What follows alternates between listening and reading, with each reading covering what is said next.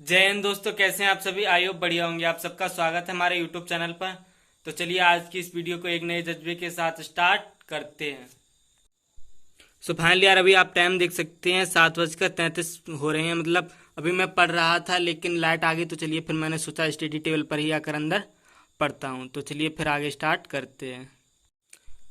तो चलिए मैं आप लोगों को अपना डेली का टारगेट दिखाता हूँ। तो आज का मेरा टारगेट है ये आप लोग देख सकते हैं, जिसमें मुझे रीजनिंग की 3 क्लासेस करनी है। उसके बाद उसकी प्रैक्टिस करनी है। हिस्ट्री के 15 पेज पढ़ने हैं और पॉलिटी का रिवीजन करना है, प्लस एक आंसर लिखना। उसके बाद मुझे नोट्स बनाने हैं, शॉर्ट नोट्स। और उसके बाद पीटी की प्रैक्टिस करनी है। तो ये फाइनली मेरा आज का पूरा टारगेट है। तो अभी मैं आप लोगों को बता दूं, अभी मैं रीजनिंग की क्लास कर रहा था। तो आप देख सकते हो ये मैं टॉपिक पढ़ रहा था, एनालॉगिक्स यानी सादृश्यता संबंध। तो इसमें क्वेश्चन 3 टाइप के आते हैं। जैसे एक तो वर्ड टाइप देंगे, जो वर्ड दिए जाएंगे, या फिर नंबर टाइप में होंगे या अल्फाबेट में। जैसे ये फर्स्ट क्वेश्चन था, जैसे घर का संबंध कमरा से है, तो विश्व का संबंध किससे होगा। तो ऑप्शन है जमीन है, सूर्य, हवा है, इस तरफ राष्ट्र है। तो कॉमन बात है, घर का संबंध घर में कमरे होते हैं, तो विश्व में क्या होते हैं, राष्ट्र होते हैं। तो इसी हिसाब से ये क्वेश्चन है। तो इस क्वेश्चन को मैंने ज़्यादा नोट नहीं किया, अभी मैं क्लास कर रहा था।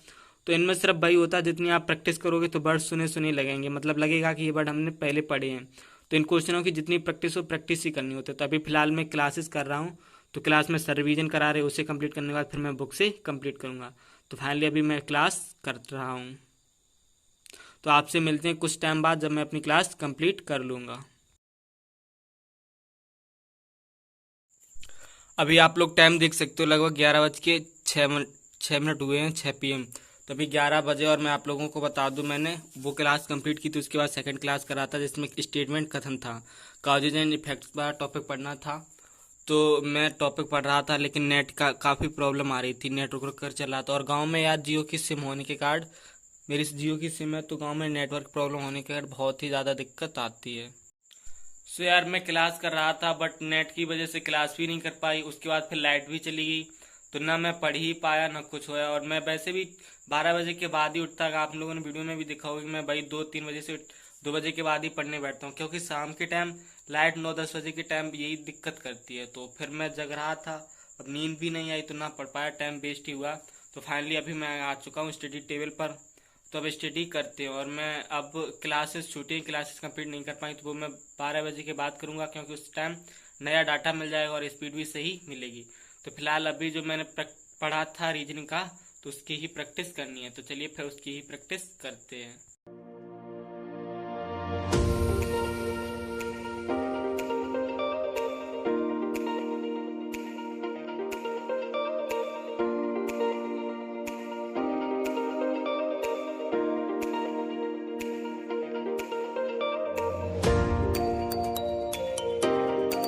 सो फाइनली यार अभी मैं इन क्वेश्चन की प्रैक्टिस कर चुका हूँ। और मैं बता दूं आप लोगों को, ये टोटल क्वेश्चन 105 क्वेश्चन थे। क्वेश्चन कुछ ज़्यादा हार्ड नहीं थे, बस एक बार पढ़ना ही पढ़ना होता है।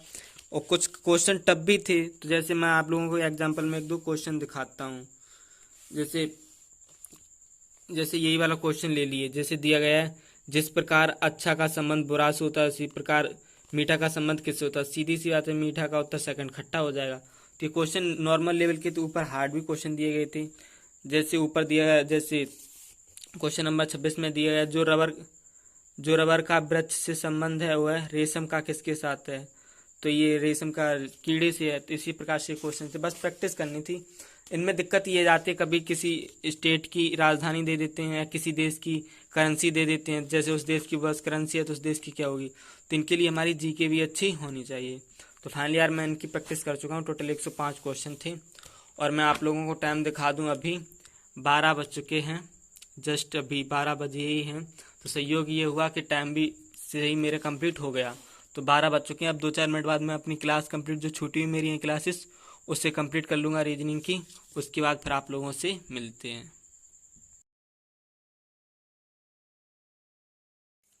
फाइनली यार अभी मैं अपनी रीजनिंग की एक क्लास जो रह गई थी मेरी, मैं वो कंप्लीट कर चुका हूँ। और अब मुझे नींद सी आने लगी है, तो कुछ देर बाहर घूम के आते हैं, तो नींद भी दूर हो जाएगी। मैं चलिए आप लोगों को अभी टाइम दिखाता हूँ। सो फाइनली आप लोग टाइम देख सकते हैं, 1:34 हो रहे हैं, लगभग 1:30 बज रहा है। तो नींद आने का टाइम भी है, क्योंकि रात के 12-1 के बाद नॉर्मल नींद आ ही जाती है। तो चलिए कुछ देर बाहर घूम के आते हैं, नींद भी दूर हो जाएगी।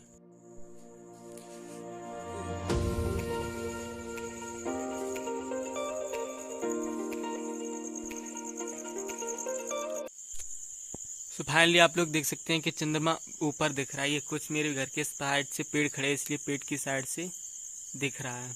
और मैं आप लोगों को बता दूं, ये तो आज के टाइम है। पहले के लोग जब रात में जगा करते थे, उनके पास घड़ी नहीं होती थी, तो वो इस चंद्रमा से ही अनुमान लगा के टाइम का अंदाज़ा लगा लेते थे कभी कितने टाइम हो रहे हैं। सो फाइनली यार अभी मैं अपनी स्टडी टेबल पर आ चुका हूँ और मुझे नींद आ रही थी, फिलहाल अब मुझे नींद नहीं आ रही है। तो मेरे अभी टारगेट कंप्लीट नहीं हुए हैं, तो उन्हें टारगेट को कंप्लीट करते हैं। तो फिलहाल अभी मुझे अपनी हिस्ट्री की बुक्स पढ़नी है, तो चलिए फिर उसे स्टार्ट करते हैं।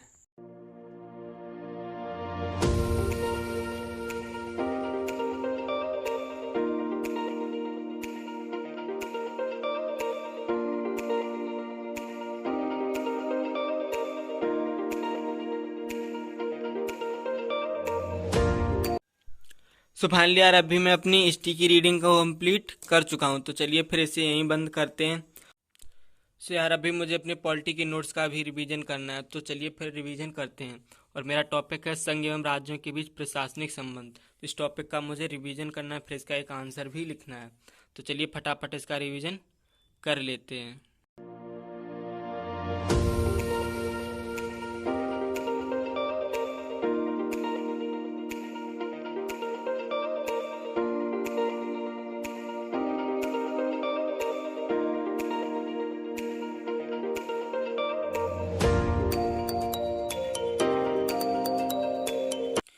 सो फाइनली यार अभी मैं अपने पॉलिटी की नोट्स का रिवीजन कर चुका हूँ और मुझे अभी एक क्वेश्चन और लिखना है, तो वो अभी लिखूंगा और मैं आप लोगों को टाइम दिखा दूँ।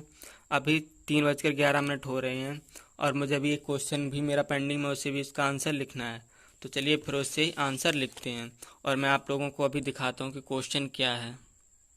सो आप लोग देख सकते हैं कि क्वेश्चन मेरा है, विषय विभाजन दृष्टिकोण से राज्यों को अधिक लचीला प्रदान करना भारत में केंद्र राज्य संबंधों का विचार चिरस्थायित्व प्रदान कर सकता है, टिप्पणी कीजिए। तो फाइनली इसका मुझे आंसर लिखना है अभी, तो चलिए फिर इसका आंसर लिखते हैं।